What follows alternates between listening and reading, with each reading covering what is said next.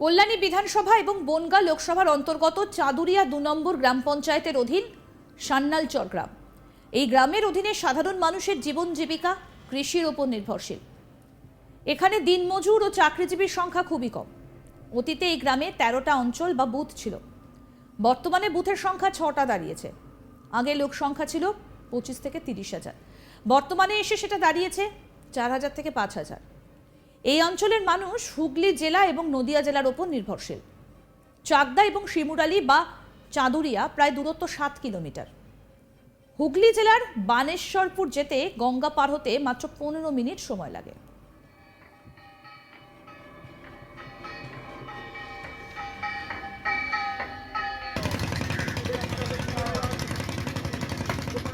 একজন স্থানীয় বাসিন্দা পূর্ণিমা বিশ্বাস কি বলছেন এই বিষয়ে শোনাই। সমস্যা যে ঘর বাড়ি ভেঙে যাচ্ছে, গঙ্গায় আমরা কোথায় যাব, এটা আমাদের সমস্যা। আর যে গঙ্গাটা বাঁধিয়ে দেয় তবে আমাদের ভালো হয়। আপনাদের তো স্নান করার ঘাট নেই গঙ্গা, হ্যাঁ গঙ্গাতে একমাত্র স্নান করার জন্য সেই ঘাট কি আপনাদের বাঁধানো নাকি না? আর এই যে ফেরিঘাট সেটা কি প্রতি বছর তো নাকি বদলাতে হয়? হ্যাঁ, প্রতি বছর সমস্যা যে ঘর বাড়ি ভেঙে যাচ্ছে, গঙ্গায় আমরা কোথায় যাব। এখানকার মানুষ জলপথই বেছে নিয়েছে তাদের জীবন জীবিকার জন্য। গঙ্গা ভাঙন এলাকার মানুষের সবথেকে বড় সমস্যা। বিঘার পর বিঘা জমি গঙ্গার বক্ষে বিলীন হয়ে গিয়েছে। বাকি যা আছে চলে যাবার অপেক্ষায়। না আছে গঙ্গার স্নান করার ঘাট, না আছে ফেরিঘাট। এক জেলা থেকে অন্য জেলাতে যাবার এই ফেরিঘাট প্রতি বছর পাল্টাতে হয়। গঙ্গার ভাঙনের কারণে কি বলছেন এখানকার মানুষ শোনাবো। শুনুন কি বলছেন স্থানীয় বাসিন্দা অক্ষয় চৌধুরী। গ্রাম পঞ্চায়েতের মালোপাড়া, বিশ্বাসপাড়া, সাহাপাড়ার মূল সমস্যাই হচ্ছে গঙ্গা নদীর ভাঙন। ঠিক আছে, তো এই গঙ্গা নদীর ভাঙন প্রতি বছর ঘাট করা হয়। প্রতি বছর এখান দিয়ে প্রচুর লোক যাতায়াত করে খেয়াঘাট দিয়ে। তো প্রতি বছর ঘাট করে যে মানে ঘাট মালিক আছেন, প্রতি বছর ভেঙে চলে যায়। স্নানের ঘাট সে একই কারণে মানে ভাঙন, গঙ্গা নদীর এই ভাঙনের প্রতিরোধ যদি যতদিন না করা হবে ততদিন আমাদের এই সমস্যার সমাধান কোনো দিনই হবে না। ঘাট তৈরি করা হবে, ঘাট ভেঙে যাবে। তো বিগত এই যে স্নান করার ঘাট আছে আপনাদের এখানে? স্নান করার ঘাট আপাতত নেই, কিন্তু প্রতি বছরই করা হয়, কিন্তু ভেঙে চলে যায়। মানে সাধারণ মানুষ করে? সাধারণ মানুষ করে, ঠিক আছে, প্রতি বছরই ভেঙে চলে যায়। তো মূল সমস্যা হচ্ছে আমাদের এখানে গঙ্গা নদীর ভাঙনটা যদি ঠিকঠাক করা যায়।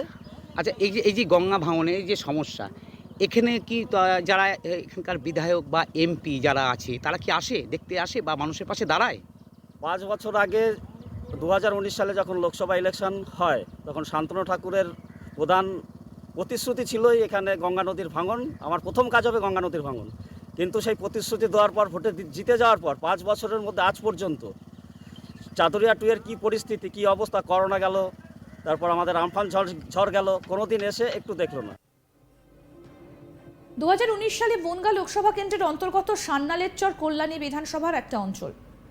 2019-এর আগে শান্তনু ঠাকুর এখানে এসে প্রতিশ্রুতি দিয়েছিলেন তিনি ভোটে জিতলে এখানকার ভাঙনের বিষয়ে তিনি নজর দেবেন এবং চেষ্টা করবেন ভাঙন প্রতিরোধে ব্যবস্থা নিতে। কিন্তু এলাকার মানুষের বক্তব্য গত 5 বছরে তাকে পাওয়াই যায়নি এবং তিনি কোনো ব্যবস্থাও নেননি।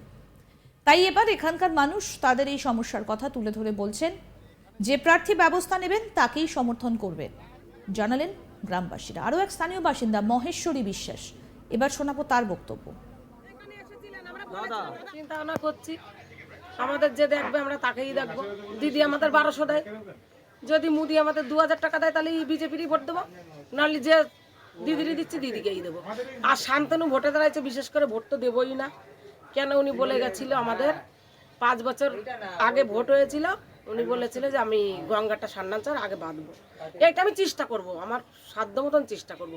কিন্তু আজকে 5 বছরের মধ্যে উনি এক দিনের জন্য আমাদের কোনো কাজ করিনি। আমাদের সান্নালচর উনি আমাদের কাছে আসিও নি একবার, কোনো ভাবনা চিন্তা কি করেছে জানি না। কিন্তু আশা করি এখন আসলে নমস্কার, উনাকে তো ভোট দেবই না, তারপরে যা কিছু বলার সেটা সামনাসামনি বলবো। এই নিয়ে শান্তনু ঠাকুরের সঙ্গে কথা কাটাকাটিও হয় গ্রামের বাসিন্দাদের। আমাদের প্রতিনিধি বিশ্বজিৎ ব্যানার্জি কি প্রতিবেদন তুলে ধরলেন শোনাবো। কল্যাণী বিধানসভা বনগাঁ লোকসভার অন্তর্গত চাঁদুরিয়া 2 নম্বর গ্রাম পঞ্চায়েতের অধীনে সান্নালচর গ্রাম। এই গ্রামের অধীনে সাধারণ মানুষের জীবন জীবিকা কৃষির উপর নির্ভরশীল, পাশাপাশি দিনমজুর ও চাকুরিজীবী নগণ্য। অতীতে এই গ্রামে 13টা অঞ্চল বা বুথ ছিল, বর্তমানে বুথের সংখ্যা 6টা দাঁড়িয়েছে। আগে লোক সংখ্যা ছিল 25 থেকে 30,000, বর্তমানে এসে দাঁড়িয়েছে 4,000 থেকে 5,000। এই অঞ্চল মানুষ হুগলি জেলা এবং নদিয়া জেলার ওপর নির্ভরশীল। চাকদা এবং শিমুরালী চাঁদুরিয়া প্রায় দূরত্ব 4 কিলোমিটার। হুগলি জেলার বালেশ্বরপুর যেতে গঙ্গায় পার হতে লাগে 15 মিনিট সময়। জলপথই বেছে নিয়েছে এখানকার মানুষজন নিজের জীবিকার জন্য, তাই জলপথের ওপর দিয়ে তারা নির্ভরশীল। তবে এখানকার মূল সমস্যা হচ্ছে গঙ্গা ভাঙন। গঙ্গা ভাঙন এখানকার মানুষের বড় সমস্যা। গঙ্গা ভাঙনের ফলে বিঘের পর বিঘে জমি গঙ্গা বক্ষে বিলীন হয়ে গিয়েছে, যা আছে তা চলে যাওয়ার মতো। 20শে মে বনগাঁ লোকসভা ভোট। ভোটাররা এখানে ভোট দেবেন বনগাঁ লোকসভার অন্তর্গত। তাদের বক্তব্য, আমাদের এই অঞ্চল একমাত্র গঙ্গা ভাঙন, এখানে যে সমস্যার সমাধান করে দেবে, যে প্রার্থী ব্যবস্থা দেবে তাকেই আমরা সমর্থন করব। বিজেপির প্রার্থী শান্তনু ঠাকুর এখানে এসেছে, তবে তাদের মূল বিষয় যে গঙ্গা ভাঙনে আমাদের এই জায়গাটাকে মেনে নেবে তাকেই সমর্থন করবে প্রার্থী হিসাবে। কারণ দীর্ঘদিন ধরে এই গঙ্গা ভাঙনের পর তাদের জমি ভিটে মাটি চলে যাচ্ছে। কল্যাণী বিধানসভা এবং বনগাঁ লোকসভা অন্তর্গত এই চাঁদুরিয়া 2 নম্বর গ্রাম পঞ্চায়েতের অধীনে সান্যালচর গ্রাম। এই সান্যালচর গ্রামে গঙ্গা ভাঙন মূল।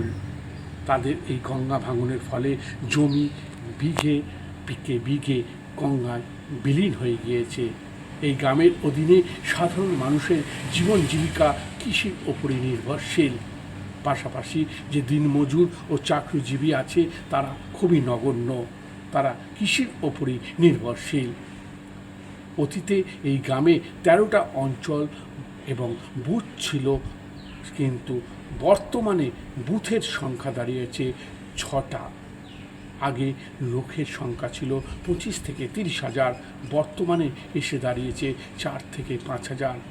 এই অঞ্চল মানুষ হুগলি জেলা এবং নদিয়া জেলার ওপরে নির্ভরশীল। চাকদা এবং আরও আপডেট পেতে দেখতে থাকুন আজ তাক বাংলার ইউটিউব চ্যানেল, সাবস্ক্রাইব করুন।